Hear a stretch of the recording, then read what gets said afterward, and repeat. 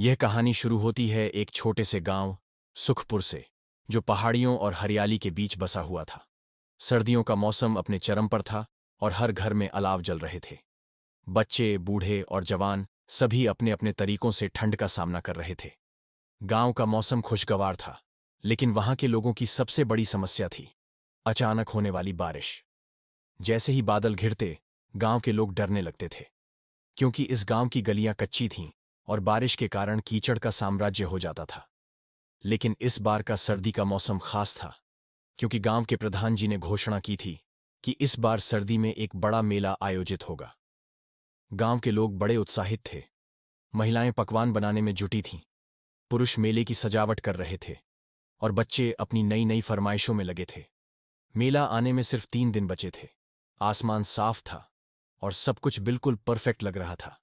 लेकिन कहते हैं ना, प्रकृति का मिजाज कब बदल जाए कोई नहीं जानता। तीसरे दिन सुबह सुबह जब लोग मेले की तैयारियों में जुटे थे, आसमान अचानक काले बादलों से भर गया। ठंडी हवा चलने लगी और देखते ही देखते तेज बारिश शुरू हो गई। बारिश इतनी तेज थी कि पूरा गांव जैसे ठहर सा गया।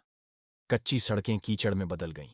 गांव के लोग परेशान हो गए, क्योंकि मेले का सारा सामान गीला हो गया। प्रधान जी परेशान थे कि अब मेला कैसे होगा।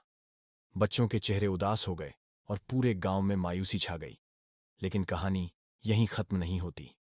बारिश के साथ शुरू होती है असली मुसीबत।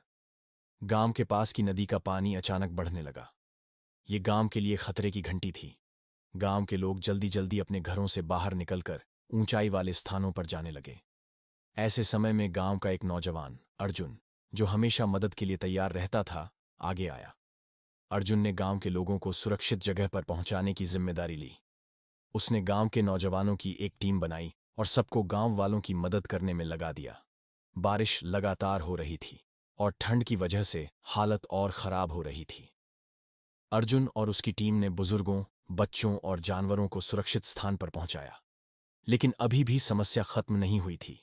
गांव के लोगों ने मिलकर ठंड और बारिश का सामना करने का फैसला किया। अर्जुन ने एक बड़ा तंबू बनाया, जहां सभी लोग इकट्ठा हो गए। महिलाओं ने गरम गरम चाय और खाना बनाना शुरू किया। लोगों ने अलाव जलाया और ठंड से बचने की कोशिश की। गांव के लोग अब एकजुट होकर इस मुसीबत का सामना कर रहे थे। धीरे धीरे बारिश थमने लगी और अगले दिन आसमान साफ हो गया। गांव वालों ने अपनी मेहनत और हिम्मत से मेले की तैयारियां फिर से शुरू की। आखिरकार वह दिन आ गया जब मेला शुरू हुआ। यह मेला गांव के लोगों की हिम्मत और एकता का प्रतीक बन गया। गांव के प्रधान जी ने सबको धन्यवाद दिया और अर्जुन की बहादुरी के लिए उसे सम्मानित किया। इस मेले में हर कोई खुश था।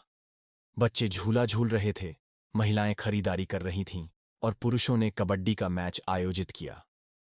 यह मेला ठंड और बारिश की मुसीबतों को पीछे छोड़कर गांव के लिए खुशियों की सौगात बन गया। यह कहानी हमें सिखाती है कि चाहे कितनी भी मुश्किलें क्यों न आएं, एकता और साहस से हर समस्या का समाधान किया जा सकता है। गांव के लोगों ने बारिश और ठंड के कहर का सामना किया और अपनी मेहनत से एक यादगार मेला बनाया।